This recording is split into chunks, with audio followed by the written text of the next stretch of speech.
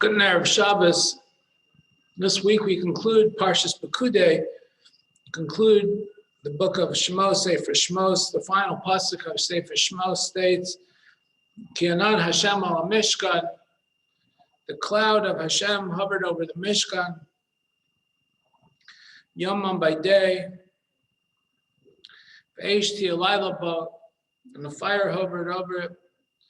By night, Le'enei kol Beis Yisrael, the eyes of all Beis Yisrael, b'chol maseihem, in all their travels. The basic understanding of this pasuk is that referring to the physical structure of the Mishkan. As the Mishkan traveled through the desert, the clouds of glory hovered over this Mishkan by day, and by night on this journey, the fire of God lit up the way for this Mishkan, the eyes of Bnei Yisrael on all of its journey. Rashi points out that the word b'chol maseihem is a little bit unusual because it should say in all of their resting places. B'chol maseihem. Rashi says b'chol masa shehayu nosim hayanan shochem. It was a place where they traveled, the cloud was resting, a place where they're resting. So Rashi says, Makam chaniyasam afu karu masa. The place where they were resting was also referring to as a masa.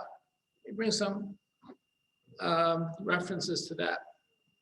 Just want to offer another perspective on this pasuk, a powerful explanation from the Nesiva Shalom, that he famously, according to the perspective that the Mishkan is not referring to the physical structure, but rather to the human being. Based on the pasuk originally in Parshas Truma, Vasuli Mikdash V'Shachanti B'Tocha, I will dwell, make for me a Mishkan, I will dwell among them, God said, I will dwell among them, B'Tocha Echad B'Echad. Within each and every single Jew I will dwell, says Hashem.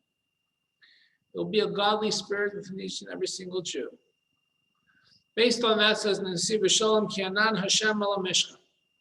The cloud of God will be on this Mishkan, on this Jew. If a Jew is Mekadesh himself, sanctify himself to make himself a Mikdash, a sanctuary that's worthy for the presence of God to rest on him or her.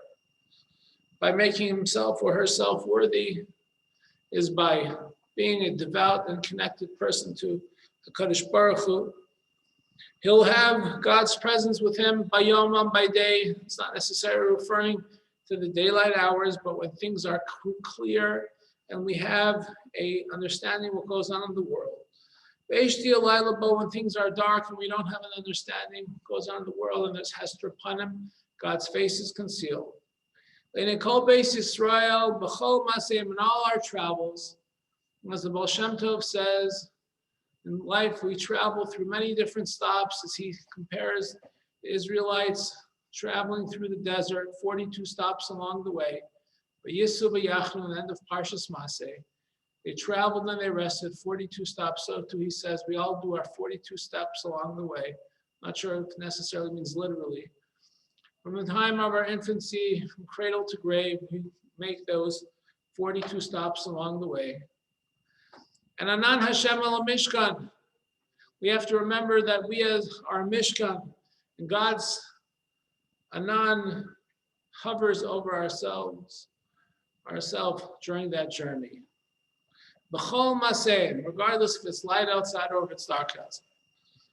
So that should be a very comforting message, because sometimes it is dark outside, as we've experienced this past year.